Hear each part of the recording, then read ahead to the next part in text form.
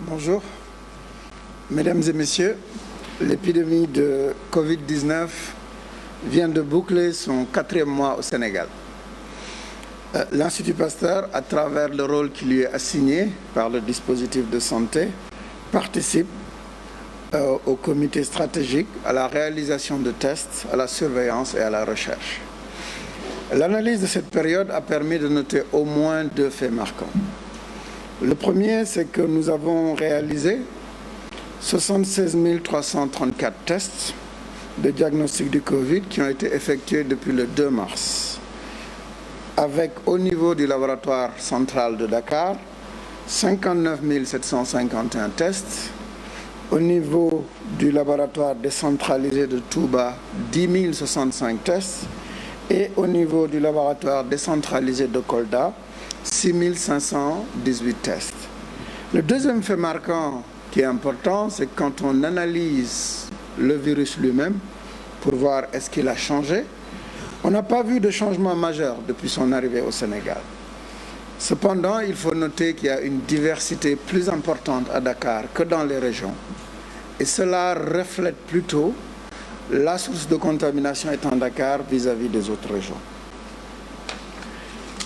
Par ailleurs, conformément à la stratégie d'adaptation mise en place dans le dispositif de riposte pour prendre en charge la nature dynamique de l'épidémie, plusieurs activités sur instruction du ministre de la Santé et de la Recherche seront menées dans les prochains jours et semaines pour renforcer l'approche communautaire de la lutte.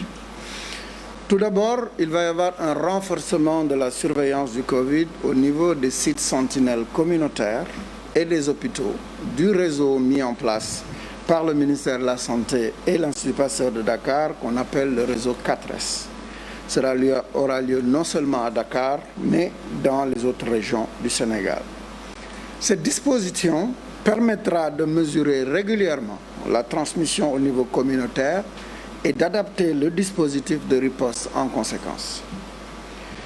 Le second élément par rapport à cette approche communautaire va être la mise en place de tests de diagnostic rapide pour le Covid-19.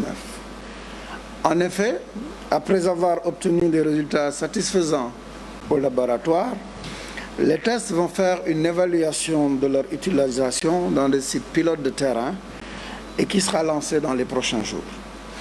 Enfin, le troisième élément important dans cet accompagnement de la stratégie d'adaptation est la mise en œuvre du diagnostic différentiel, dont l'objectif est, pour les syndromes fébriles et respiratoires, de distinguer le Covid-19 de la grippe et du paludisme, qui sont bien évidemment des maladies dont l'activité va s'accroître avec la saison des pluies. Mesdames et messieurs, tout le travail qui est effectué pour endiguer cette épidémie du Covid-19 au Sénégal ne peut réussir que s'il s'appuie sur la communauté qui doit s'approprier, s'engager, notamment en respectant les mesures d'hygiène de barrière, telles que la distanciation physique ou le port du masque. La levée des restrictions ne doit pas conduire à un relâchement dans l'application de ces mesures. Dans ce contexte, je voudrais particulièrement m'adresser aux jeunes, dont le dynamisme dans les communautés est un levier puissant pour combattre cette épidémie. Je voudrais leur dire qu'à travers leur engagement, leur sensibilisation, la lutte contre la stigmatisation et le respect strict des mesures édictées, ils peuvent et doivent être les boucliers pour protéger du Covid-19 les personnes vulnérables telles que les personnes âgées, telles que les personnes avec des comorbidités qui vivent et souvent restent dans les maisons. Pour finir, je voudrais remercier tous les Sénégalais pour le réconfort qu'ils apportent régulièrement à travers leurs prières, leurs témoignages de soutien aux équipes dans cette lutte.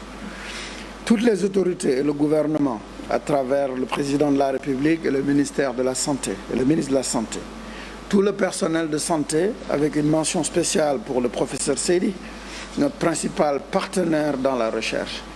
Et enfin, tout le personnel de l'Institut Pasteur de Dakar pour son engagement sans faille, avec abnégation, compétence et générosité depuis le mois de janvier 2020. Je vous remercie de votre aimable attention Et je vais passer la parole au professeur Bey du SAMU national.